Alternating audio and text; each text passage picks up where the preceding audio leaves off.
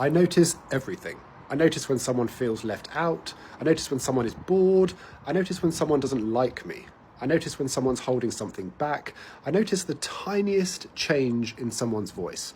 I notice micro facial expressions that disappear in a split second. I notice when someone notices that I've noticed. And for years, I thought that was just who I was. I thought I was just observant. But then I learned something. Sometimes, when you've spent a long time in survival mode, your brain becomes incredibly good at spotting potential danger. So you learn to read the room, you learn to sense tension before anyone says a word.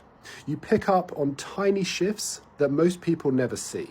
So being overly observant may seem like a positive thing, that you notice everything, that you pay attention to minor details, that you notice people's behavior, you notice people's small action, change or move. And I believe the reason why people do this is because they're trying to protect themselves. However, the danger to that is that you will always look for something negative in someone to push them away. And what it does, it distorts your mind and it destroys that innocence in you in trusting people. And the problem with being overly observant is that you will always have this judgmental lens and looking at other people's mistake rather than assessing yourself. And that's what the Bible talks about, to guard your heart above all things. Because when you have experienced trauma, you experience difficulties, what it does, it allows the enemy, it allows the door for the enemy to use that as an opportunity to keep on suppressing you or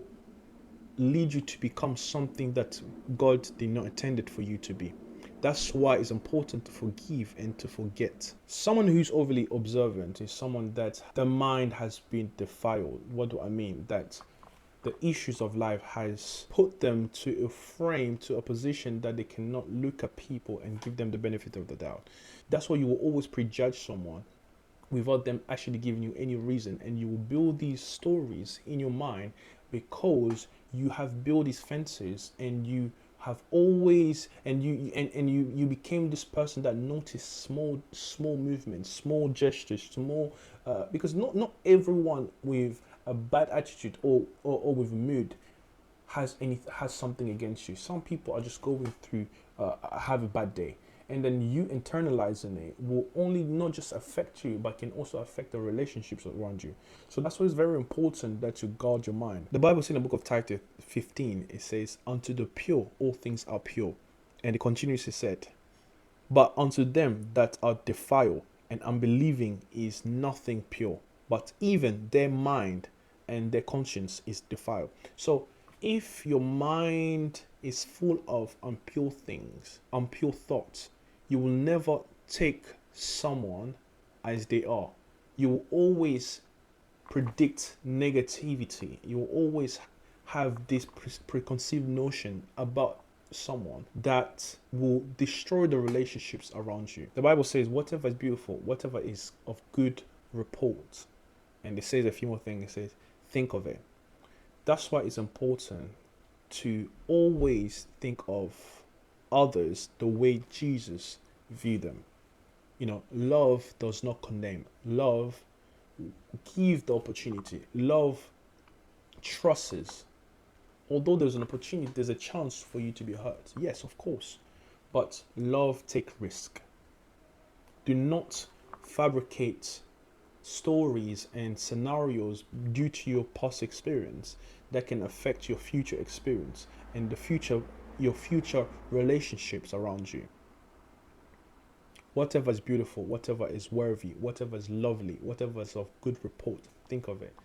People around you, don't build these negative patterns and always thinking that someone wants to do you evil, or you're always thinking negatively of your friends, always thinking negatively of people around you. Why? And that will destroy your relationship. It will destroy people around you. It will not just destroy people around you, it can also destroy professional relationships because you have set your mind on what is negative.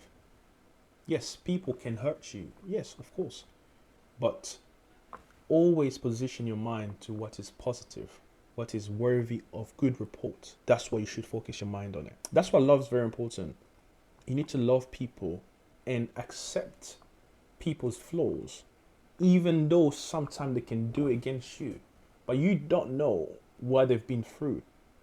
The attitude they're giving you was maybe a cause of an event that they have experienced. So let's look at people from Jesus' lens. The Bible says, love your neighbors, love yourself, love your neighbors as you love yourself. So if you love your neighbors as you love yourself, despite of how they may be acting, they may have an attitude, maybe you may notice something negative, but you will not base your decision and act according to their behavior, but you act according to what the love of Christ is. That person, Christ came and died for them also. So do not notice everything. Sometimes it's good to actually notice and brush it off. Don't condition your heart to a point that you're always focusing on these negative aspects. I have a quick story. My father has this habit. He notes down everything that someone has done to him, every wrong thing that people have done to him since the 1950s. This guy writes it down. He writes names, he writes locations, he writes specific time. And how would you get to a point to forgive if you're noting down? In fact, he doesn't note down the good thing, he always notes down the bad thing. Those are not good habits. Stop noticing negative patterns. Rather, focus on what is positive. Check that spirit. I don't attack the people, I attack the system. Stay for more.